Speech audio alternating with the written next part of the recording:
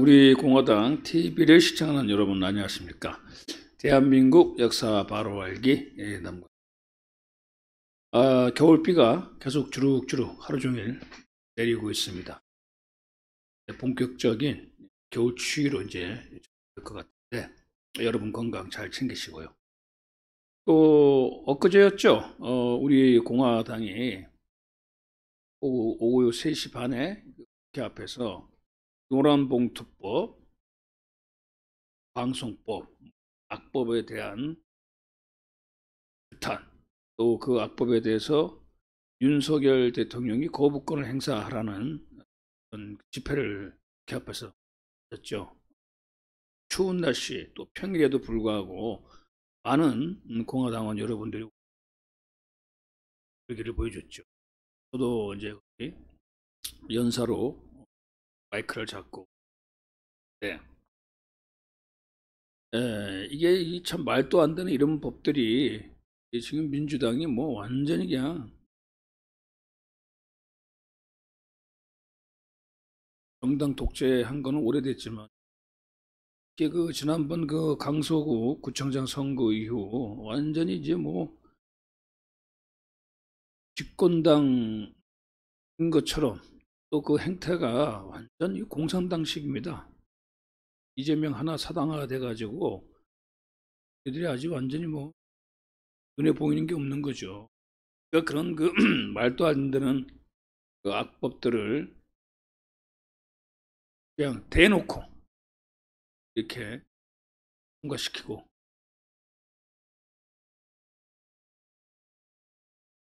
뭐 여기에 대해서 여당이라 할 수 있는 국민의힘은 아무런 역할도 못, 그냥 수방관 지켜보기만 하고,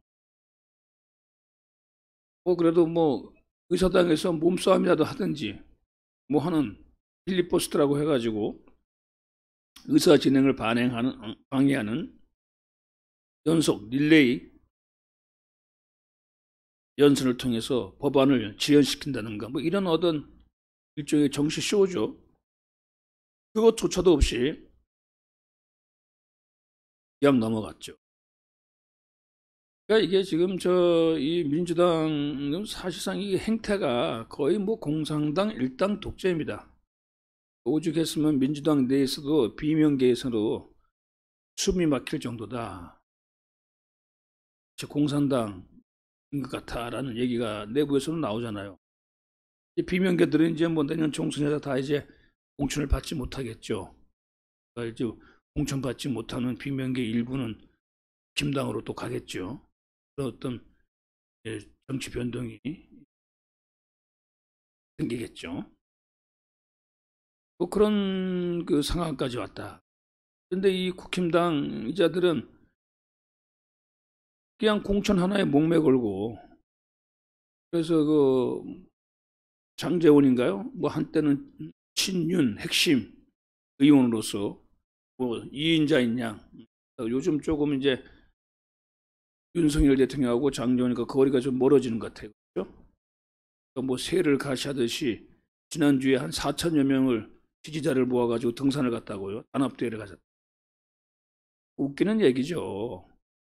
이런 악법이 통과되어지는데 우두커니 지켜보면서 새해를 가시하기 위해서 지지자 4천 명을 이끌고 등산 가고, 반면에 우리 공화당 의원 여러분들은 사실 소수 정당 또 원외 정당인데 추운 날씨에 모여가지고 노란봉투법, 방송법, 악법, 저지 그런 집회를 갖고, 이게 나라가 완전히 뭐 거꾸로 돼도, 그러니까 이 길거리에 태극기 시민, 자유우파 시민들은 뭐 참 제도권에서는 힘은 없지만 어떻게든 간에 이 망해가는 나라 악법을 가지고 국민들에게 조금이라도 알리고 유튜브 공간을 통해서 애를 쓰고 있는데, 실제 국가를 책임져야 되질 대통령에다 이어서 2인자다 이렇게 일컫는 자가 이제 공천을 앞두고 국회의원 선거 앞두고 지지자들 이끌고 등산이나 가고 말이죠. 국힘당 이 녀석들이 지역구에서 10명씩만 모아도 얼마예요, 그게? 1000명이 넘을 거 아니야. 지금 뭐 100 몇 명 되니까. 아무것도 안 하고, 또 뭐 국힘당 그 당원들도 그런 의식조차도 없어요. 좀 국힘당 당원들은 태극기 시민들 혹은 뭐 우리 공화당에 이렇게 문제가 생기면 와서 이렇게 하는 걸 좀 보고 배우든가 흉내를 내든가 당원들이 나서야 됩니다. 지금은 대한민국은 국민들이 나서야 되고 당에 소속된 사람들은 당원들이 들고 일어서 가지고 이 나라를 지켜야 되겠다. 자유민주주의를 지켜야 되겠다. 이렇게 해야지. 지금 이 나라는 우주공산입니다. 그냥 무정부 상황입니다. 지금 윤석열 대통령은 완전히 뭐 바지 사장이고 아무런 힘이 없죠. 집권당이 뒷받침해주지 못하고 또 지금 뭐 대통령 비서실 여기도 그냥 또 각부 장관들 개인 몸보신이나 하고 상황을 보아하니까 내년 총선 또 여당이 전망이 좋지가 않고 더 나아가서 다음 대통령 선거에도 별로 전망이 좋지 않으니까 뭐 그렇게 눈치나 보면서 그냥 어영부영 시간 때우기 하는 거예요. 그리고 각 부처 장관들 또 대통령실은 내년 총선 나가려고 또 준비하고 그러니까 이게 뭐 국정이 운영될 리가 없습니다. 장관들 안에도 뭐 장관들 속에서도 이제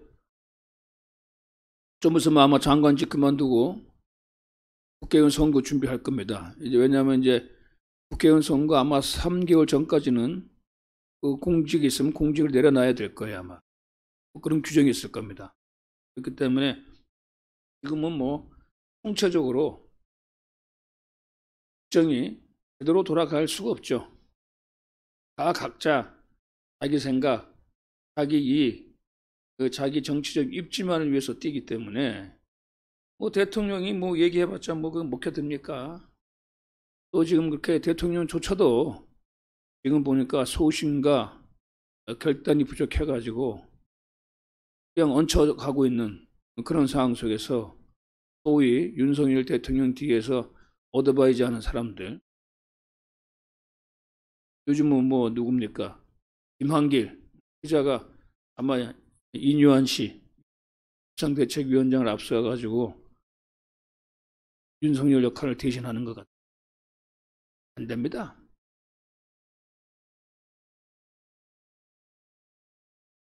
나라가 지금 더구나 지금 경제가 어려워지잖아요. 지금 뭐 경제 1% 성장도 이제 앞으로 가능할까 할 정도로 윤석열 정부 들어서 가지고 더 경제가 어려워졌다. 물론 이건 뭐 윤석열 정부만 탓할 수가 없죠. 그 전에 그 문재인 정권이 하도 그냥 나라를 엉망으로 만들어놔 가지고 빚은 잔뜩 지어놓고 말이죠. 쓸데없는 예산은 대폭 늘리고 공무원들은 뽑아놓고 필요한 건 다 없애버리고 원전을 비롯해가지고 그런 후유증이 또 코로나19와 겹친 이런 여러 가지 복합적 요인들이 이 경제가 바닥을 길 수밖에 없는 뭐 그런 상황이지만 그러나 현실은 하여간에 또 윤석열 정부의 어떤 또 책임으로 또 기결될 수 있는 내용 아니겠습니까? 그렇기 때문에 지금 뭐 여러 가지 상황들이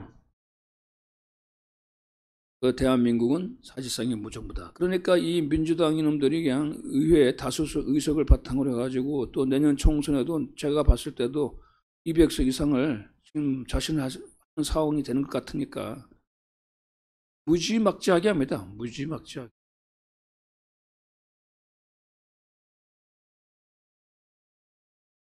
문제가 되는 선거법에 대해서는 손도 안 대고 뭐 신용은 냈대요. 뭐 사전 투표해가지고 유관으로 더 보게 한다? 그게 가능합니까?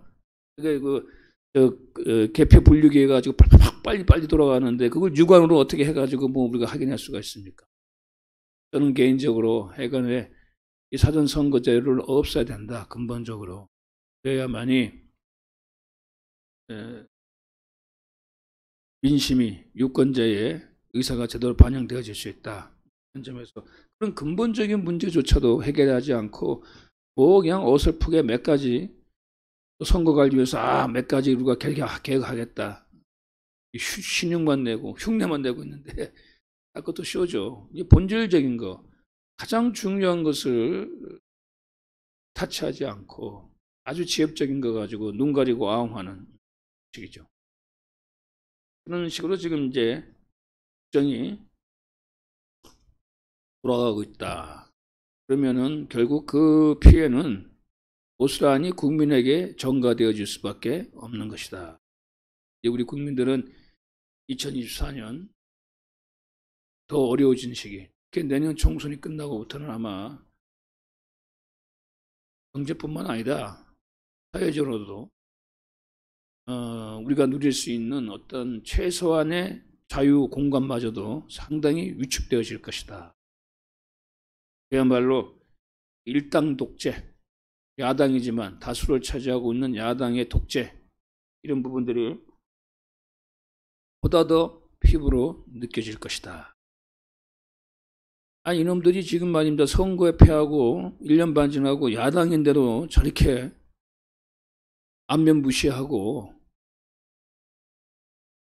그야말로 악법을 가지고 대놓고 자행하는데 내년 4월에서 또 뭐 한 200석 이상 얻어보세요. 그건 뭐 감당이 불감당이죠. 가뜩이나 지금 대통령이 사실상 바지사장인 실질적인 힘이 없는 상황인데 내년 총선 끝나게 되면 뭐 식물 대통령이 될 가능성이 높죠. 뭐 그런 상황들이 지금 계속 전개되고 있다. 그렇게 되면 이게 참 대한민국의 운명이라는 것도 우리가 참 또다시 바람 앞에 촛불이 되고 있다. 또 우리 국내의 어떤 가능성을 보게 되면 전혀 지금 어떤 가능성이 없어요. 그나마 정권 교체시켜서 만들어 놓은 대통령조차도 대통령이 갖고 있는 권한과 힘을 제대로 발휘하지 못하고 아무런 어떤 별거도 없이 그냥 시간만 보내고 혼자 말은 애쓰고 있지만은 실질적으로 결실이 없는 그런 상황 속에서 집권당은 집권당대로 개개인들이 그냥 국회의원 배지 달겠다고 혈안이 되어 있고 대통령실 각 부서 장관들은 그냥 뭐 혹은 국회의원 나가려고 준비하고 혹은 그냥 무사 안일주의로 어떻게 세상이 바뀔지 모르는데 내년 총선 끝나가지고 또 민주당이 지금보다 더 많은 의식을 차지하고 또 그 이후에 있을 대통령 선거에서 또 정권 교체가 될 가능성이 높아진다. 이런 걸 느끼게 되면 그들이 어떤 행동을 하겠습니까? 그냥 적당히 그냥 눈치 보다가 일하는 척 하다가 그렇게 해가지고 시간은 가게 됩니다. 결국은 나라가 총체적으로 어려운 걸 떠나서 전망 자체가 또다시 불투명해진 상황으로 간다. 그래서 지금 사실 대한민국의 현실을 놓고 보게 되면 어느 곳에서도 어떤 가능성과 희망과 이걸 우리가 기대할 수가 없어요.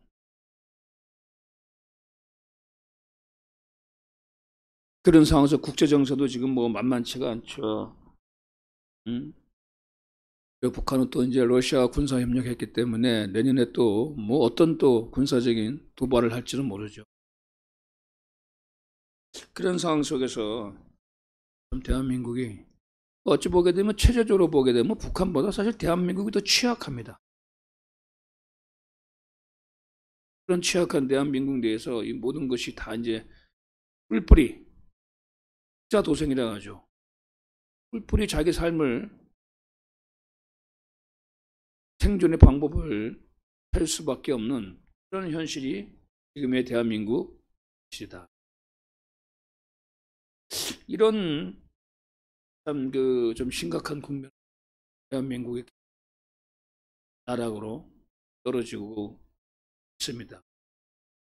그러니까 바깥에서 봤을 때는 삼자가 봤을 때는 이 말도 안 되는 그런 법안들이 통과하고 여기에 대해 가지고 아무런 저항도 없고 국민들도 침묵하고 관심이 없고 청년들도 이런 말도 안 되는 악법들이 나오고 이런 반이성적인 그런 법안들이 막 이렇게 나오면은 그대로 청년들이, 대학생들이 그대로 좀 문제의식을 갖고 문제 제기를 해야 되는데, 지금 대한민국은 뭐 그런 것도 없습니다. 뭐 지식인들은 애당초부터 포기를 했고, 뭐 대학 교수들이 뭘 하겠습니까? 그들이 알고 있는 지식조차도 제대로 말하지 않는 자들인데, 국가가 어찌되든 간에 그냥 나 하나 몸거신하겠다, 괜히 입 바른 소리 했다가 표적이 되느니 그냥 넘어가자, 그런 식으로 지식인 세계도 문 닫고 있죠. 입 다물고 있죠.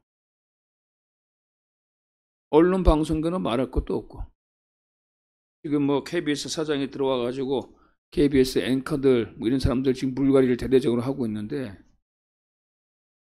좋습니다. 좋지만은 워낙에 저놈들의 어떤 배력이나 밑바닥이 견고하기 때문에 쉽지가 않을 거예요. 그리고 우리가 뭐 방송법 개정이라 해가지고 이제 YTN을 국가에서 매각했잖아요. 이제 국가에서 더 이상 YTN을 지지하지 않고 민간에게 넘어가는데, 근데 그 YTN 같은 경우도 세계 기업이 그 인수한다고 했을 때가 최종적으로 인수한 회사가 저도 이름이 생소한 무슨 그 건설 회사인 것 같아요. 그 건설 회사가 아마 저 호남에 기반을 두고 있는 그 건설 회사인 것 같은데, 그래서 제 생각에는 YTN이 정부에서 손을 뗐어도 YTN을 인수한 기업 자체가 사실상 좀 좌파들이 지지하는, 좌파들의 어떤 그런 친화적인 기업이 아닌가, 뭐 그런 생각이 들어요. 뭐 YTN에서 정부 지분을 빼내고 넘겨봐도 그냥 뭐 돌고 돌아서 뭐 다시 원위치죠. 그래서 지금 참 이 윤석열 정부 출범한 지 벌써 이제 1년 6개월, 1년 반이 지났잖아요. 짧다면 짧은 시기인데, 또 우리가 대통령 임기 5년을 봤을 때는 가장 대통령이 힘을 부리고 대통령이 하고자 하는 어떤 정책이 구체적인 현실로 나타나고 강력하게 집행되어야 될 그런 시기인데, 지금 뭐 사실 대통령은 그냥 뭐 존재감이 갈수록 희미해져 가고 있는 그런 상황 속에서 집권 세력은 완전히 지금 콩가루죠, 뿔뿔이죠, 뭐 제갈 길 찾고 있는 그런 상황이다. 그래서 그 모든 것은 고스란히 국민 생활에 넘어갈 수밖에 없어요. 그래서 지금은 국민들이 이래설 수밖에 없어요. 우리 태극기 국민, 자유 아스팔트 애국 시민들도 한계가 있는 겁니다. 더구나 지금 이제 정권 교체되면서 태극기 세력들도 좀 뿔뿔이 흩어졌잖아요. 또 각각 어떤 지향하는 점이 좀 다르다 보니까 문재인 정권 때만큼 그렇게 아스팔트 태극기 시민들의 결집력을 지금 보여주지 못하고 있는 그런 상황입니다. 그런 상황이니까, 근데 지금은 오히려 더 정말 아스팔트 태극기 국민 시민뿐만 아니라 전 국민들이 정말 나라가 이렇게 가서는 안 된다, 이런 말도 안 되는 어거지 악법들이 백조대낮에 법으로 제정되는 것을 이건 눈 뜨고 볼 수가 없다 해가지고 들고 일어서야 됩니다, 지금은. 그리고 선거의 투명성, 선거제도가 제대로 국민들의 의사를 반영할 수 있게끔 이걸 국민들이 이제 일어서야 돼요. 그건 누구도 하지 않잖아요. 지금 정부기관, 정치기관, 뭐 각종 중요한 입법, 행정, 사법 다 지금 정치 권력의 노예가 되어 있잖아요. 사법부는 말할 것도 없고, 문재인의 5년 동안에는 껍데기는 문재인을 내세워가지고 좌파들이 지배했다면, 정권 교체 이후 1년 반 윤석열 시대에는 사법부가 지배하고 있어요. 사법부가 통치하고 있다. 특히 대법관들이, 또 대법관 그 김명수 대법관 그 체제가 그 하부 단위 법원에 또 심어놓은 판사들, 그리고 뭐 구성원의 성분이 좀 바뀌었다고 하지만 아직 본질적인 변화가 없는 헌법재판소 등등 해가지고, 문재인의 5년이 끝나니까 문재인이 심어놓은 사법부가 실질적으로 지금 대한민국을 통치하고 있고, 그러니 저는 이재명과 같은 저는 잡범을 가지고 사법부가 오히려 옹호해주고 지켜주고 죄를 사해주는 그런 역할이 지금 앞잡이가 되고 있잖아요. 이게 아주 통탄할 노릇입니다. 이제 국민들이 이게 들고 일어서지 않으면 아무 의미가 없어요. 그러니까 뭐 선거하면 뭐합니까? 우리 국민들이 정말 이 대한민국의 심각함, 지금 이 나라가, 이 체제가, 자유민주주의가 어느 정도까지 지금 부패했고 타락했고 완전히 망가졌느냐. 그 거짓, 사기, 권력에 빌붙은 기생충들, 이자들이 지금 대한민국을 좌지우지하고 있는 이런 현실 속에서 우리 국민들이 사태의 심각성을 모르고 그냥 일상의 즐거움 거기에 빠져가지고 먹고 마시고 즐기고 뭐 관심도 없고 국가 일에는 또 뭐 TV 같은 거 틀어봤자 뭐 뻔한 얘기들. 우리 소수의 태극기 우리 공화당 당원 여러분을 포함해가지고 참 애를 쓰고 안타깝게 외치고 뭐 그래도 하여간에 없는 힘이나마 자꾸 국민들에게 알리고 이렇게 하려고 하지만은 현실은 역부족이다 라고 하는 그런 안타까운 현실을 우리가 지켜보고 있습니다. 그래서 어찌 보게 되면은 6.25보다 더 어려운 시기에 지금 대한민국이 빠져있다. 뭐 전쟁 시기라면 뭐 적이 분명하기 때문에 오히려 대처하기가 쉬운 반면에 지금 대한민국은 대한민국과 자유민주주의를 무너뜨리는 반대한민국 세력은 명명백백해요. 그 세력이 넓게 보게 되면 개개인이 인지하든 인지하지 않든 간에 40% 가까이 되고 있습니다. 그럼 나머지 사람들은 그걸 인지하냐? 그것도 안 해요. 소위 스스로 자유민주주의 신념을 갖고 있다, 보수 우파라고 하는 사람들조차도 그런 심각성을 인지 못하고 행동으로 나서지 않기 때문에 대한민국이 정처 없이 표류하면서 좌파들이 요리하는, 갖고 노는 그냥 놀이터가 되어버렸다. 이재명이 같은 말이지. 그 쓰레기 잡범이 뭐 좌지우지하고 멋대로 범죄자가 뭐 완전히 그냥 대법관 판사들을 가지고 재판관들을 가지고 그냥 갖고 놀는 그런 상황까지 이르게 되었다. 그래서 참 이 대한민국이 더 이상 수 없는 나락으로 계속 진입하고 있는 이 안타까운 현실을 여러분과 앞에 또 얘기하지 않을 수가 없습니다. 자, 그래서 오늘은 이제 1945년 12월 16일 어찌 보게 되면 2차 세계대전이 끝나고 미국과 영국과 소련이 외상들이 모여가지고 외무부 장관들이 모여서 아시아 정책에 대한 마지막 합의 내용을 발표한 그것이 이제 1945년 12월 16일 모스크바에서 열린 미국과 영국과 소련 외상 회의입니다. 여기서 조선에 대해서 5년간의 신탁 통치를 한다라고 하는 신탁 통치가 결정이 되어졌던 것이죠. 그런데 이 모스크바 3상 회의의 주요 의제는 조선에 대한 신탁 통치는 한 세 번째, 네 번째 위치를 차지해요.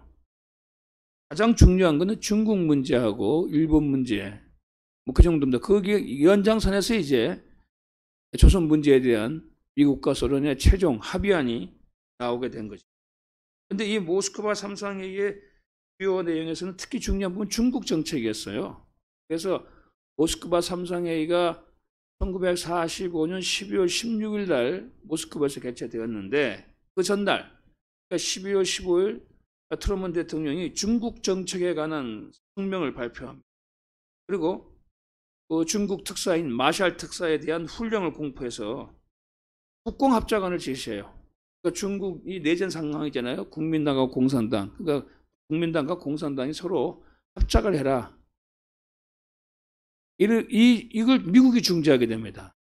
그러니까 2차 세계대전 끝나고 원래 이제 왜냐하면 미국하고 중국하고 서로는 2차 세계대전이 연합국가였기 때문에 사실 그런 뭐 공산주의다 민주주의다 이런 걸 하기 전에 전쟁에서 같은 편이었기 때문에 상대 국가들에 대한 경계심이 특히 미국은 없었죠. 없었다는 얘기는 공산주의에 대해서도 상당히 관대했다. 어떻게 하든 간에 소련과 타협을 해가지고 전후 질서, 동북아 정책을 하려고 했다. 그런 연장선에서 신타 통치한 또 미국이 주장해가지고 관철시키고 소련이 그걸 수용한 것이 되는 겁니다. 트럼프 대통령도 중국 공산당도 인정한 거죠. 사실 국공 합작하라고 했으니까 너희들이 내전을 그만하고 국민당하고 공산당이 전투를 중지하고 일본군의 조속한 철수 또 중국이 완전한 통일을 하는 그런 부분에 대해 가지고 하라.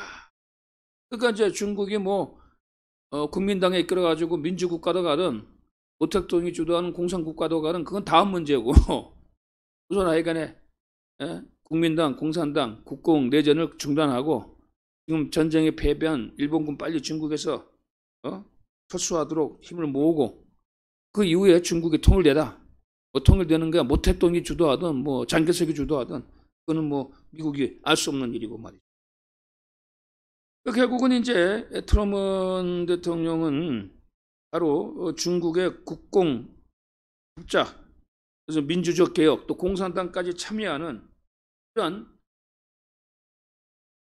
합동 정권 수립을 요구했던 거예요. 어찌 보면 좌우 정권, 연립 정권을 이제 미국이 중국에게 요구한 것이죠. 중국의 국민당, 공산당, 장개석 모 대통령에게 요구를 한 것이죠. 소련도 마찬가지요. 제가 지난 시간에 얘기했죠. 소련이 전쟁이 끝나자마자 중소조약을 맺어가지고 소련이 중국에 내에 있는 여순항과 대련항, 항구 사용권을 얻었다고. 그러니까 사실 2차 세계대전 이후에 아시아에서 가장 이득을 본 나라는 소련이에요. 소련은 뭐 아시아에서 전투다운 전투 하나도 하지 않고 38선 이북, 북한을 점령하고 중국에서는 중요한 그 항구라고 할 수 있는 여순항구하고 대련항 여기에 대한 사용권을 가지고 이미 확보했기 때문에 중국 내도 소련이 이익을 확보한 것이죠. 그런 그 대가로서 국민당을 인정했어요. 그 전까지만 해도 소련은 국공내전에서 공산당 편이었죠. 당연하죠, 그거야. 공산혁명이 수립돼야만이 소련의 공산혁명하고 같은 소비에트 정권이 되잖아요, 그렇죠? 그래서 공식적으로는 국당 당적 차원에서 인정을 했는데, 그런데 중국 국민당을 인정합니다. 소련 또 뭐예요? 국공내전에서 사실 국민당이 이길지 공산당이 이길지 모르잖아요. 뭐 공산당이 이기면 같은 공산당 국가니까 같은 소비에트 체제로서 이제 동질성을 확보하겠지만은 만약에 국민당이 이길 경우 국민당하고도 미리 좀 잘 관계를 친밀하게 할 필요가 있잖아요. 더구나 국민당 정부로부터 여순, 대련, 항구 이용권에 대한 사용권을 가지고 얻었는데 그래서 이제 스탈린 또 국민당에 대해서 유화적으로 나가가지고 중국 국민당을 인정합니다. 인정하면서 소련도 마찬가지로 중국이 국민당, 공산당이 포함된 연립정부를 수립해야 된다. 이걸 이제 국민당에게 요구하는 것이죠. 그러니까 2차 세계대전 이후에 미국과 소련의 대아시아 정책도 비슷했어요. 입장도 맞았고. 중국에 대해서도 중국이 국공내전 마무리해가지고 연립정부 수립해라. 그런 입장이었고. 조선에 관해서도 뭡니까?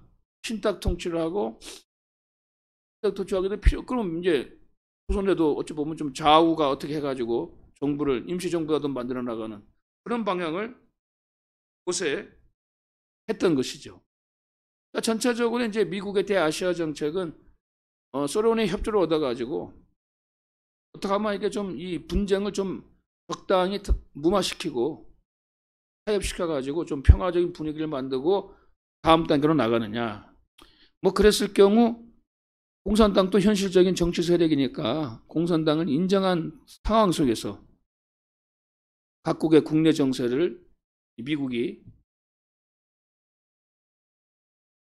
해석한 것이죠. 그러니까 트루먼이 이와 같이 중국에 대한 유화 정책, 소련과의 협력을 바탕으로 하고 또 중국의 국공협력, 공산당도 참여하는 좌우 연립 정부의 수립 뭐 이런 것을 이런 방향으로 하는 트루먼의 대중국이 발표한 그 다음 날 모스크바에서 미국, 영국, 소련의 모스크바 3상 회담이 열린 것입니다. 그래서 이 중국 문제와 관련되어진 국제적 협력, 구체적으로 미국과 소련의 협력, 또 중국 내부에서의 국민당과 공산당, 그러니까 장개석과 모 대통령의 협력, 이런 것이 사실은 모스크바 회의의 제일 중요한 회담 이슈였다 하는 부분이요. 두 번째가 이제 일본에 대한 철저한 제조치. 이제 일본이 망해가지고 메가더 사령관이 이제 일본에 사실상 이제 총독이 됐잖아요. 그렇죠? 전후. 그래서 메가더가 이제 전후 일본을 가지고 이제 군을 해체시키고 사회체제를 변화시키잖아요. 그러면서 메가더 장군이 뭐예요? 일본에 대한 어떤 공동 분할을 주장하는 소련에 대해서 강력하게 나오잖아. 이건 메가더뿐만 아니라 트루먼도 그렇죠. 그래서 일체 일본 본토에 대해서는 소련이 개입하지 않도록 하는 그런 부분. 그래서 일본에 대한 철저한 전후 정책, 이것에 대한 논의가 두 번째였고, 그 다음에 세 번째 해외 안건이 바로 조선의 통일, 조선에 대한 신탁 결정, 이 내용입니다. 그래서 이 회의에 참석한 미국과 영국과 소련의 세 개 나라 외상은 모스크바 회의 전날 12월 15일 발표한 트루먼의 정책에 모두 찬성했고, 중국 특사인 미국의 마샬의 국공합장 지원에 의견을 같이 했다. 그러니까 이제 미국, 미소, 중 이런 나라들이 기본적으로 인식을 같이 했고, 영국도 거기에 이제 동조를 한 것이죠. 그래서 그 삼국 외상회담에서 소련 외상 당시 몰도프가 미국 국무장관 번제와의 회담에서 중소조약에 따라 가지고 중국 문제는 중국에 맡기자. 중국 국민당하고 공산당 사이에 서로 타협해가지고 연립 정부를 수립하는지 해가지고 나중에 통일된 정부로 나가자. 그러면 이제 미군이나 소련을 철수하자. 그래서 소련 외상 몰도프 같은 경우는 1946년 3월 1일까지 소련군을 만주에서 철수시킬 것이다. 이런 것을 제의하긴 했던 거예요. 그러니까 우리가 이제 신탁, 반탁, 그러니까 조선에 대한 신탁 통치로만 알려져 있는 1945년 12월 16일 모스크바 3상 회의는 제일 중요한 의제는 이와 같이 중국 문제였어요. 그러니까 이제 중국 주권을 회복시킨다. 회복시키는 데 있어서 중국 내부에 국민당과 공산당이 협력할 것을 종용한다. 그럼 결국 국공합작을 한다. 좌우 연립 정부 수립을 미국과 소련이 지원한다. 뭐 이런 방향으로, 그러면서 이제 미국과 소련은 중국에서 군사력을 빼낸다. 이런 방향으로 이제 논의가 되어졌던 것이죠. 그리고 이제 한반도 문제에 대해 가지고는 그 이전까지 미국이 제안했었던 신탁 통치를 기한은 5년으로 줄여가지고 실시한다. 여기에 대해서 이제 소련이 동의하게 됨으로써 조선에 대한 신탁 통치 결정이 나오게 되는 것입니다. 따라서 이 모스크바 합의는 거슬러 올라가면 1943년 12월 카이로 선언이 있었죠. 그 당시 그 미국, 영국, 중국 지도자들이 모여가지고 전후 질서에 대해 가지고 서로 얘기했던 부분. 그때는 소련이 참가하지 않았어요. 그리고 반면에 이제 중국에 빠졌던 미국과 영국과 소련의 지도자가 참여했던 1945년 2월의 얄타 회담. 여기서 이제 중국에 대한 미국과 소련의 절충적 합의를 담은 그런 내용이 되는 것이죠. 그러니까 이 모스크바 3상 회의를 통해서 중국은 미국과 소련으로부터 정식적으로 2차 세계대전 이후의 주권 회복을 인정받은 것이죠. 이제 중국은 독립된 국가다. 그러나 이제 중국 내부가 아직 국민당과 공산당으로 분열되어 있기 때문에 분열되어진 내전 상황을 빨리 종식시켜라. 그래서 국민당과 공산당이 합작해라. 그래서 좌우 연립 정부를 수립해서 어떻게 하라. 뭐 이런 식으로 이제 중국의 전후 정치 질서를 이제 권유를 하게 된 것이죠. 그러니까 조선에 대한 신탁 결정도 마찬가지예요. 카이로 선언 때는 소련이 참가하지 않았다 그랬죠. 포츠담 선언에서도 소련이 참가하지 않았어요. 그래서 그런 절충적인 합의를 맺고 있다. 그래서 모스크바 회담에서 조선에 대해서 신탁 결정한 것은 일단은 미국과 소련이 협력해서 조선을 가지고 독립국으로 만들어 주겠다. 그러나 전제가 있다.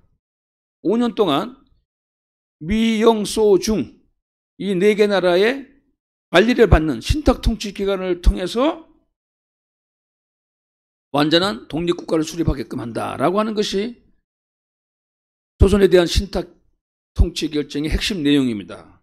그러니까 그 내용을 보게 되면은 사실은 미국과 소련이 한반도를 분할하려고 했던 것은 또 아니다 이렇게 볼 수가 있어요. 그러니까 1945년 8월 일본이 망하고 미군과 소련군이 한반도에 주둔하잖아요. 그래서 이제 그 어떤 군사적 편의선으로 38선이 그어졌는데 그로부터 한 4개월 만에 열린 모스크바 3상회에서 미국과 소련이 조선에 대한 신탁 통치에 합의했다는 얘기는 미국과 소련이 그냥 38선을 분단선으로 해가지고 두 개의 국가로 가겠다라고 한 건 아니라는 얘기예요. 참 이게 어찌 보면 아이러니한 겁니다. 우리로서는 신탁 통치를 받아들였었고 또 반탁 운동이 거세게 벌어졌지만은 사실 그 내용을 냉정하게 보게 되면은 미국과 소련이 한반도를 분단시켜가지고 두 개의 국가로 하겠다는 것이 아니다라고 하는 것을 또 보여준 것이 모스크바 신탁 통치 결정이거든요. 물론 그렇다고 해서 바로 뭐 남북 하나의 독립적 국가로 만들어주겠다는 것도 아니고 5년간의 유예기간 미, 영, 소, 중 4개 국가가 관리를 하면서 5년 이후에 완전한 자주독립 국가를 만들어주겠다는 뭐 제한적인 어떤 국가 독립 이걸 이제 미, 소 사이에 중심적으로 합의했다는 내용인데 사실 그 내용만 보게 되면 이거는 분단 하나는 아니죠. 그러니까 다른 한편으로는 사실 신탁 통치를 만약에 받아들였다면은 분단은 안 됐을 가능성이 높죠. 그런데 신탁 통치를 받아들였을 때 그때 수립되어지는 조선의 임시정부가 좌파, 공산당이 주도하냐 아니면 우파가 주도하냐 그거는 사실 알 수가 없었던 부분이죠. 전체적으로 북한이 이미 공산화되어져 있고 남한에서 워낙 좌파들이 조직화가 잘 되어 있기 때문에 만약에 신탁 통치를 받아들였더라면은 공산당 좌파가 주도하는 정부가 들어섰을 가능성이 없다. 임시정부죠.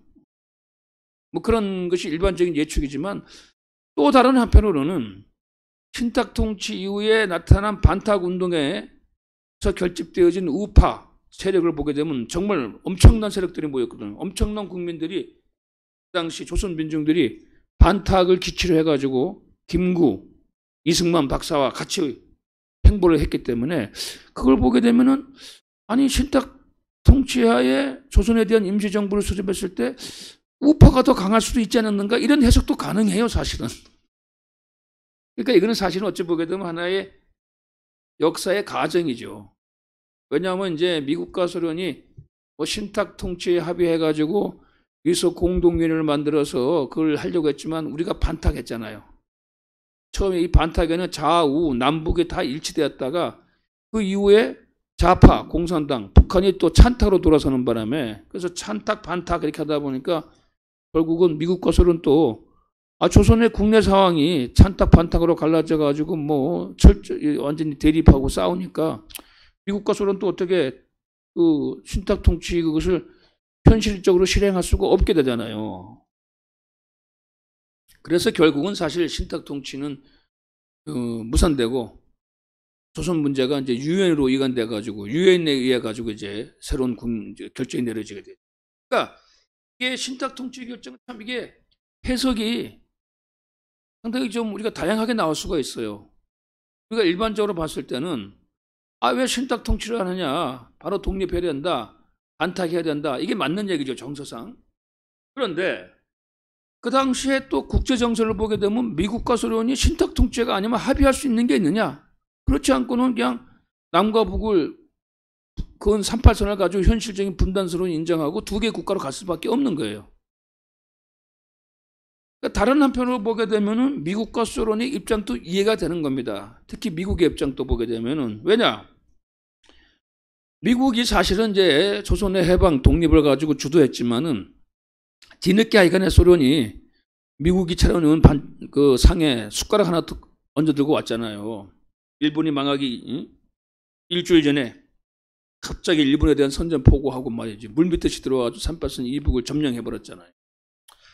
그러니까 미국도 사실은 소련의 어떤 그 권리를 인정하지 않을 수가 없는 거죠. 또 현실적으로 지금 38선을 경계해서 38선 이북은 소련군이 들어와 있고 38선 이남은 미군이 들어와 있기 때문에 현실적으로는 지금 소련이 한반도에 대한 지분의 반을 갖고 있단 말이에요.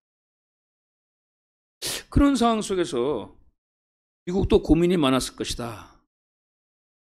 또 아직까지는 미국과 소련은 연합국가였다. 또 2차 세계대전 때 동맹국가였기 때문에 그렇게 서로 대립적이거나 또 미소 사이의 어떤 뭐 이념 갈등이 그렇게 심하지 않았던 상황이죠. 그런 것이 그렇게 크게 불거지지 않은 상황이었기 때문에 미국도 소련이 협조를 얻어야 되기 때문에 불가피하게 사실은 뭡니까? 신탁통치라는 전제 조건으로 소련의 동의를 얻으려고 했던 것이고 소련의 입장에서도 뭐 신탁통치 받아들이게 되면 별로 나쁠 게 없다는 거죠. 왜? 38선 이북은 벌써 이미 소련이 김일성을 앞서가지고 공산화 시켜놨고 38선 이남은 지금 좌파들이 막 설치되고 하니까 조직화가 잘 됐으니까 신탁통치하에서 전체적으로 남북한의 어떤 정치 세력을 보게 되면은 좌파가 우위에 있다. 그렇기 때문에 신탁통치하에 만약에 조선 임시정부가 수립되어지면 좌파, 공산파들이 주도하는 정부가 수립될 것이다. 이런 예산을 했다. 지난 시간에 제가 얘기했잖아요. 그런 계산을 소련은 했기 때문에 아니 뭐 오케이 미국의 제안을 그냥 소련도 받아들였다 이렇게 볼 수가 있는 거죠. 그래서 이제 모스크바 3상회에서 조선에 대한 신탁 통치 그거는 이제 결국 미국과 소련, 영국, 중국 4개 나라가 공동 관리한다는 것인데 뭐 역시 중심적인 것은 미국과 소련이죠. 미국의 입장에서는 미국, 영국, 소련, 중국이니까 소련을 제외한 나머지 영국, 중국 그 당시 중국은 이제 국민당 장개석 정부였으니까 3대1로 미국이 유리하잖아요. 그렇죠? 그러니까 신탁 관리하는 국가들의 구성원 4개의 구성에서 미국의 우호적인 나라가 미국을 포함해서 3개고 소련이 하나니까 국제적인 어떤 상황을 봐서는 신탁 통치가 미국에게 유리하다 했기 때문에 미국은 신탁 통치를 더 선호했을 것이고 소련은 그건 뭐 국제적인 형식이지만 실질적으로 조선 내부를 들여다보니까 38선 이북은 공산당이 다 장악했고 38선 이남에도 좌파가 세력이 크니까 전체적으로 좌파, 공산파들이 더 많으니까 내부적으로는 소련에게 유리하다. 조선 정세가 이렇게 판단했을 거란 말이죠. 뭐 그런 점에서 이제 미국과 소련이 그 조선에 대한 한시적이죠. 5년간의 신탁 통치에 서로 합의를 한 것이 아닌가 이렇게 보는 거죠. 그랬을 경우 만약의 경우 신탁이 됐을 경우 조선이 좌파가 주도하는 공산당이 주도하는 국가로 갔을 것이냐 아니면은 우파가 주도하는 국가가 갈 것이냐 하는 부분들은 하나의 예상이죠. 가정이죠. 왜냐하면 그 신탁 통치가 결국은 실행은 하지 못했기 때문에 그런 점에서 우선 미국과 소련이 한번 들어가지고 분단하려고 했던 것만은 아니다. 이것만 또 확실한 거예요. 그렇죠. 어떤 5년에 대한 신탁 통치라는 전제 조건을 달았지만은 독립된 국가를 만들어 주겠다는 방안으로 현실적으로 미국과 소련의 타협을 볼 수 있는 정부 수립 방안은 신탁 통치밖에 없으니까 거기에 합의를 한 것이죠. 이렇게 흘러간 겁니다. 자, 이런 부분이니까 어떻게 보게 되면 이제 이게 일종의 이제 한반도에 대한 중립화 정책이죠. 중립화. 그러니까 미국과 소련이 같이 참여하니까 미국이 일방적으로 할 수 없을 것이다. 또 소련이 일방적으로 할 수 없을 것이다. 그런 점에서 한반도에서 미국과 소련의 이익을 절충한 것이다. 일종의 미소의 이익을 중립, 절충으로서 조선에 대한 신탁 통치를 한 것이다. 이렇게 볼 수가 있는 것이죠. 그러니까 이게 한반도를 어떻게 보면 중간지대를 함으로써 소련의 입장에서는 미국이 한반도 전체를 다 이렇게 영향력을 확보하는 것을 막고 미국의 입장에서는 소련이 한반도 전체에 대한 영향력을 확보하는 것을 막는 그런 의미에서 이제 절충했다라고 볼 수 있는 거죠. 그러니까 1945년 12월 16일 모스크바 3상에는 미국과 소련이 그 당시 국제정치 현실에서 미국과 소련이 서로 절충한 타협한 아니었다. 이렇게 보는 거예요. 또 이런 어떤 미국과 소련의 정책은 미국과 소련의 정책으로 구체화되어졌지만은 그 당시 국제 여론도 현실적으로 그것이 바람직하다는 입장이었어요. 그러니까 예를 들어서 12월 16일 날 이제 뭐 중국 문제로 논의되고 일본 문제로 되고 조선에 대해서 신탁 통치한다고 결과 그 합의가 나오니까 대부분의 미국 언론도 조선에 대한 정책이 바람직하고 건설적이다. 중국도 마찬가지로. 그러니까 모스크바 3상회의는 그 당시 현실적으로 미국과 소련을 비롯한 연합국 승전국가들이 선택할 수밖에 없는 현실적인 아니다. 그러니까 조선에 대한 신탁 통치로 미국의 국내 여론들은 대부분 다 찬성을 했어요. 영국의 언론도 비슷합니다. 영국도 찬동을 했기 때문에 그렇게 가야 된다. 영국은 좀 더 구체적으로 그럼 신탁 통치를 어떻게 할 것이냐 했을 때 2차 세계대전이 끝나고 오스트리아가 미국과 소련에 의해서 점령되어졌거든요. 점령되어졌다가 국내 정치 통제위원회, 그러니까 우리가 치면 신탁 통치 비슷한 4대국 관리 하에 오스트리아가 중립 국가로 가게 되죠. 그렇게 해야 된다 이런 얘기입니다. 무슨 얘기냐 그러면 2차 세계대전에 의해 오스트리아는 미국, 또 영국, 프랑스 4개 지구로 분할되어졌어요. 당시 미소군이 오스트리아를 분할 점령했기 때문에 한반도와 마찬가지. 그러니까 수도 비는 소련군이 점령해가지고 임시정부 수상으로 칼 레너를 임명했습니다. 근데 이 레너가 소련군이 임명한 수상이지만은 이 사람은 또 소련에 대해서 종속적인 사람은 아니었어요. 비교적 자주적인 입장에서.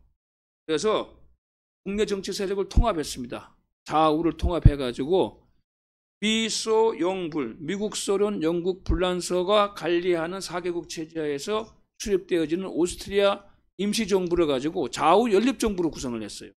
그러니까 칼레너 같은 경우는 소련의 지원을 받아서 수상이 되었지만은 전적으로 소련의 입장만 따르는 것은 아니었다. 그런 점에서 어찌 보게 되면 이제 칼레너가 상당히 지혜롭게 처신했다 볼 수가 있는 거죠. 그러니까 왜 미소가 점령한 상황 속에서 너무 극단적으로 가게 되면 어차피 오스트리아로 분단되어질 수가 있고 그렇죠. 그래서 나름대로 이제 타협을 모색하면서 국내 정치 세력을 좌우 연립 정부로 이렇게 세움으로써 미국과 소련이 서로 이렇게 좀 절충할 수 있는 여지를 만들어준 것이죠. 그래서 그 칼레나의 좌우 연립 정부가 수립되어지고 또 그들이 이제 미소 영불 이 연합국 통제위원회와 협력해가지고 그러니까 오스트리아는 뭡니까? 전후 미소가 분할 점령했지만 분단으로 가지 않고 과도기를 거쳐가지고 독립된 국가를 수립할 수가 있었어요. 그래서 이제 많은 사람들이 2차 세계대전이 끝나고 오스트리아식으로 우리 정치인들이 좀 대처했더라면은 오스트리아식으로 우리가 과도기적으로 연합국 미소의 어떤 간섭과 그걸 받을지 모르지만 일정한 시간이 지나면 통일된 국가로 갈 수 있지 않을까 이런 어떤 해석을 합니다. 그랬을 경우 오스트리아를 가지고 하나의 좋은 예로 두고 있는데 오스트리아 하여간에 그렇게 해가지고 그런 과정을 거쳐가지고 오스트리아는 이제 독립된 국가로 가고 그 이후에도 오스트리아는 이제 미소 양진영에서 약간 중립적인 지역에 위치했죠. 중립 국가 진영에 그렇게 하면서 이제 국가의 어떤 주권을 유지했던 것이죠. 그러니까 이 분위기가 그런 거야. 그러니까 2차 세계대전이 끝나고는 이제 이념 이데올로기로 미소 간의 대결이나 공산주의 사회주의 대결이 그렇게 심각하지는 않다. 또 뭐 아직 심각함을 인식할 정도로 2차 세계대전의 어떤 그 전후 처리가 다 끝난 게 아니죠. 그러다 보니까 전반적으로 이제 타협적인 분위기로 간 것이죠. 또 그럴 수밖에 없죠. 2차 세계대전이 오랫동안 전쟁 20년 가까이 했는데 그 전쟁이 끝나고 난 다음에 전후 지처를 모색하다 보니까 다시는 일단 전쟁이 벌어지지 말아야 된다. 군사적인 충돌이 일어나야 된다. 이런 부분에 대해서 가지고는 그 당시 전 세계 모든 국가들 여론이 하나의 어떤 일치된 흐름이었기 때문에 아니 뭐 공산주의든 뭐 민주주의든 하여간에 좀 분쟁을 예방하는 차원에서 서로 타협하는 거. 그러니까 중국도 그냥 좌우가 서로 협력해가지고 공합장하고 좌우 연립 정부 만들어라. 우선 또 통치해가지고 좌우 이렇게 해가지고 어떻게 나가. 뭐 그런 식으로 이제 해 나갔던 거예요. 그래서 그 당시 그 조선에 대한 신탁 통치는 미국 여론, 영국 언론도 그렇고 전 세계적인 국제 언론이 이게 현실적으로 가장 바람직한 조선에 대한 정책이다. 이런 그 여론이 우세를 했습니다. 또 그 당시 극동 문제 전문가인 에드가 스노우. 에드가 스노우는 사실은 이게 미국의 존군 기자였다가 기자였면서 특히 이제 홍군, 오택동군은 오랫동안 현장을 취재하면서 나갔던 뭐 대륙의 붉은 별 뭐 이렇게 해가지고 아주 유명한 서적을 많이 했죠. 모택동에 가장 친한 미국 기자죠. 에드가 스노우는 국국내전 기간 중에 모택동군, 홍군을 따라가지고 종군 취재를 했기 때문에 공산당, 모택동을 잘 알죠. 그래서 이제 에드가 스노우 같은 경우는 전후 중국 최고 전문가로서 위치를 하게 되었는데 또 어떻게 보게 되면 이제 공산당과 모택동과 친하면서 가장 잘 이해하는, 잘 아는 사람, 전문가라고 볼 수 있죠. 그 에드가 스노우 같은 경우도 모스크바 3상회담은 매우 성공적이다. 그리고 조선도 중국처럼 국공합작, 좌우연립 이런 방향으로 가는 것이 맞다라는 그런 입장을 내놓은 거예요. 그러면서 이제 에드가 스노우 같은 경우는 국공합작도 그렇고 그렇죠. 조선에 대한 신탁 통치도 그렇고 결국은 이제 미국과 소련이 어느 정도 압박을 가해가지고 이제 타협, 절충, 중재하면서 이제 그런 방향으로 몰고 간 거 아니에요? 그런 식으로 미국과 소련이 좀 영향력을 발휘해야 된다. 계속 미국이 그런 방향에 갈 수 있도록 압력을 가해야 된다. 이런 입장이었어요. 그러니까 그런 입장이었기 때문에 제가 이제 다음 주에 하게 될 반탁 운동은 사실은 우리 내부에서만 격렬하게 반탁 운동에 대한 운동이 격렬하게 전개되어졌지 그 당시 미국의 정책이나 소련의 정책이나 미국과 소련의 정책의 파트너였던 중국이나 영국 같은 경우는 대부분 다 이렇게 조선에 대해서는 신탁 통치하는 것이 현실적으로 바람직하다 하는 부분에 대부분 의견이 일치되어졌다. 또 미국의 여론도 그렇고 영국 국제 여론도 조선은 그렇게 그런 방식으로밖에 해야 된다라고 하는 것이 일반적인 어떤 의견, 견해였어요. 그런 점에서 이 사실이 알려지고 난 다음에 우리가 반탁 운동을 했지만 그 반탁 운동은 사실 우리 내부에서의 격렬한 신탁 통치의 반대 운동이었죠. 또 이 소식이 한 2주 뒤에는 알려져요. 왜냐하면 이제 그 당시 이제 모스크바 3상 회의가 모스크바에서 열렸고 16일부터 시작됐기 때문에 그 당시에는 뭐 우리나라가 특보원도 제대로 파견할 수가 없잖아요. 모스크바가 멀고 가서 또 취재한다고 하더라도 그걸 가지고 제대로 이렇게 빨리빨리 국내 소식을 전할 수 없고 대부분 다 이제 그 미국이나 외국에서 먼저 어떤 그 보도가 나간 다음에 그걸 우리가 받아서 알리는 그런 방향이었기 때문에 당시 조선에서는 미국과 소련이 모스크바 만나가 삼상회에서 신탁 통치를 논의한다는 사실조차도 잘 알려지지 않았어요. 알려지지 않았어요. 그러다 이미 결정이 되고 난 다음에 외신을 통해서 그 외신을 받은 당시에 무슨 조선일보, 동아일보, 국내 일간지를 통해 가지고 미국과 소련이 조선에 대한 신탁 통치 결정을 했다라고 하는 보도가 나오기 시작한 것이었죠. 그러니까 한 그 16일 사이에 그게 알려진 것이 1945년 12월 30일쯤 돼가지고 한 2주 뒤에야 우리 당시 조선 일반 국민들, 민중들은 이제 미국과 소련이 모스크바 3상 회담을 통해 가지고 조선에 대한 신탁 통치를 결정했다라는 것을 이제 알게 되었기 때문에 시차가 2주가 있었던 것이죠. 그러나 그 2주 사이에 국제 정세나 국제 여론이나 이런 부분들은 당시 조선에 대한 신탁 통치는 현실적으로 불가피하다. 그것이 가장 현실적으로는 바람직하다. 이런 부분으로 의견이 모아졌던 거예요. 그런 점에서 아까 제가 문제 제기했잖아요. 만약에 우리가 신탁 통치를 받아들였더라면 어땠을까 하는 그런 가정을 해볼 수가 있는 거예요, 사실은. 그랬으면은 분단을 피할 수가 있었어요. 그런데 한편으로는 북한 공산당, 소련의 또 남한의 좌파 영향을 보게 되면 대신에 우리는 공산화해야 되는 정부가 수립되었을 것이다. 이런 가정을 할 수가 있죠.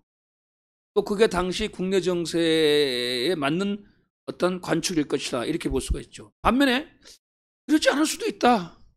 뭐 국내 정세가 혼란스럽고 하지만 이승만 박사, 김구, 임정이 들어와가지고 이제 중심을 잡아가는 그런 상황이었기 때문에 남한이 이제 전통적인 보수, 우파, 민족주의 세력들이 결합하게 되면은 남한이 아무리 박헌영이 뭐 여운형이가 이렇게 좌파라 가지고 조직화된다 하더라도 남한은 절대 우파가 주도하는 세력이 될 것이다. 그런 관점에서 보게 되면은 신탁 통치가 실시되었더라도 잘하면 우파가 주도하는 통일정부, 임시정부지만 임시정부가 수립되었을 가능성도 전혀 배제할 수는 없는 것이죠.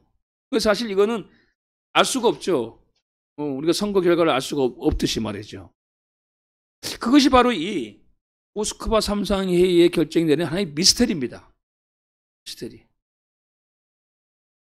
또 그 당시에 우리 입장에 놓고 떠나서 미국과 소련의 입장에서 보게 되면 그들이 현실적으로 타협할 수는 가장 또 현실적인 게 아니었어요, 사실은. 중국에 대해서도 타협을 하고 한반도에 대해서 타협을 했던 것이죠. 어쩌면 외교적 방법으로 서로 이제 절충하고 서로의 이익을 서로 이렇게 보장해 준 것이죠. 근데 그 다음 문제는 그 나라가 어떻게 하느냐. 그러니까 중국은 중국 내부에서 모택동 장개서 국민당과 공산당이 어떻게 흘러갈 것이냐. 뭐 그거에 달려 있는 것이고 한반도는 이제 남북한 또 남한 내의 좌우 이 결과가 어떻게 날 것이냐에 달려 있겠죠. 뭐 그 결과에 의해 가지고 이제 그 나라의 어떤 방향이 정해지겠죠. 결과적으로 이제 중국은 모택동에 의해 가지고 공산화가 됐고 한반도는 그 남북한이 그냥 분단된 상황 속에서 분단된 국가가 수립되어졌고 2년 뒤에 6.25 전쟁이 터졌던 것이죠. 뭐 그런 방향으로 갔던 거죠. 그런 점에서 이 모스크바 삼상회의 또 그 회의 결과 나온 조선에 대한 신탁 통치는 사실은 정치적으로 역사적으로 다양한 해석을 가능합니다. 사실. 또 만약에 그랬더라면 했을 때 여러 가지 상황이 가능했던 부분이에요. 왜 이런 가정을 하냐? 우선 그것이 분단화는 아니었다는 거예요. 그러니까 미국과 소련이 전적으로 완전히 남북한을 잘라가지고 두 개의 국가를 가겠다는 것이 그것으로 정립되어진 건 아니었다는 거예요. 그래도 뭐 통합된 정부, 국가를 만들어 주려고 했던 거예요. 그 타협안이 바로 5년간의 신탁 통치였던 것입니다. 그걸 우리가 어떻게 받아들이고 어떻게 활용하냐에 따라 가지고 우리가 잘했으면 분단을 피할 수도 있었다. 통일된 국가로 나갈 수가 있었다. 근데 그 다음 문제는 그러면 임시정부, 신탁 통치에 수립될 정부가 그러면 좌파가 주도하냐 우파가 주도하냐 이건 또 별개의 문제죠. 그 당시 상황을 봤을 때 아무래도 우파가 분리했으니까 좌파가 많았으니까 좌파가 공산당 국가가 되지 않았을까 공산주의자가 아니면 아니야 그렇더라도 민족주의 우파들이 조직화는 안 됐지만은 그래도 국민적 남한에서는 세력이 크기 때문에 보수 우파가 자유국가가 신탁정부가에서 임시정부의 중심 세력이 되지 있지 않았을까 뭐 이런 예상을 할 수가 있는 것이죠. 그러나 결과는 우리가 알 수 없는 것이죠. 왜? 실현되지 않은 그런 가정이었으니까. 그래서 그런 부분과 관련해 가지고 이제 본격적으로 국내에서 신탁 통치에 대해서 반탁 운동이 처음엔 벌어졌다가 좌파가 찬탁으로 들어서는 바람에 찬반탁 투쟁이 벌어지게 되는데 그러한 내용은 이제 다음 주에 여러분하고 같이 얘기를 하도록 하겠습니다. 자, 오늘 여러분과 1945년 12월 16일 모스크바 삼상회의에서 결정되어진 조선에 대한 신탁 통치 결정 사항을 중심으로 상황을 여러분에게 설명을 드렸습니다. 그리고 서두에서는 지금 대한민국은 중심이 없다. 국가를 지켜줄 중심이 없다. 대통령도 그렇고 집권당도 그렇고 지식인도 그렇고 그런 위기, 무정부 상황에서 이제 국민들이 나서가지고 마지막 힘을 모을 수밖에 없는 그런 암담한 그런 상황까지 왔다라는 부분을 얘기를 했습니다. 참 좀 좋은 얘기, 좀 암울한 얘기지만은 그렇다 해가지고 우리가 현실을 가지고 직시하지 않으면 안 되겠죠. 그런 현실을 직시해서 또 뭔가 또 방안을 지혜를 마련해야 되겠죠. 자, 여러분 오늘 방송 함께 해주셔서 고맙습니다. 오늘 여기까지 마무리하겠습니다. 감사합니다.